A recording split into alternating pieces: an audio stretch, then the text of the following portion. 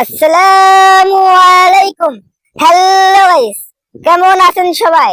রংপুরে এসেছিল Andrew Rasel, Vince, Tim David, এদের মতো বড় বড় তারকারাও বাঁচাতে পারলো না রংপুরকে। খুলনার সাথে লজ্জাজনক হারে বিদায় নিল রংপুর রাইডার্স। অপরদিকে চিটাগং কিংসের সাথে জিতে ফাইনালে ফরচুন বরিশাল। কি আনন্দ আকাশে বাতাসে। মিরাজ, আয় আমার বুকে আয়, তুই তো কাজের কাজটাই করছিস। হায় রে রংপুরের পোলাপানেরা, পারো না খেলতে? স্বপ্ন দেখো কাপ নিয়ে যাবা রংপুরে। হি হি, কেমন খেলা খেললাম তামিম ভাই, দিলাম তো রংপুরকে উড়াইয়া তিনটা উইকেট নিয়া।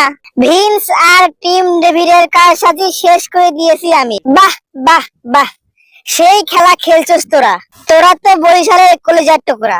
মানে এটা কোনো কথা? কি ও ভাতিজা, রংপুর তোকে যা হাইরা। বরিশাল, এখন তোমাদের কেমন লাগতেছে? আমরা তো বরিশালবাসী খুশিতে খুশি। আমাদের ঈদের দিন, তোমাদের তো ঈদের দিন হবেই মনোরা।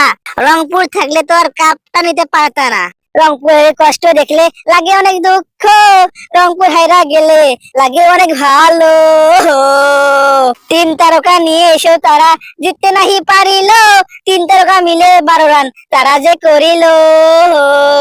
ইফতিকারকে বসায় রাখার খিসারত তারা পাইলো, ইনফর্ম ব্যাটসম্যানকে তারা কেমনে যে বসায় রাখিল। রংপুর হারার পর যে ট্রোলটা হয়েছে, এমন ট্রোল কোন দলে হয়নি। নুরুল হাসান সোহান, টিম ম্যানেজার, কোচ সবাই অনেক চেষ্টা করেছে কিন্তু পারে নাই। চাচা, মাঠ এত সাজানো কেন? রংপুর কোথায়? রংপুর তো বাদ পড়ে গেছে আমাকে না নেওয়ার কারণে।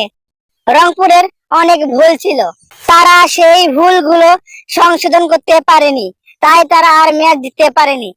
বিপিএল এর একমাত্র দল টানা 8 ম্যাচ জিতেই প্রথমেই কোয়ালিফাই করে টানা 5 ম্যাচ হেরে টুর্নামেন্ট থেকে বাদ পড়া রংপুরের একমাত্র দল। তো সবাই ভালো থাকবেন, সুস্থ থাকবেন। ক্রিকেট অন ফায়ার চ্যানেলটি সাবস্ক্রাইব করে আমাদের সাথেই থাকবেন। আলবিদা।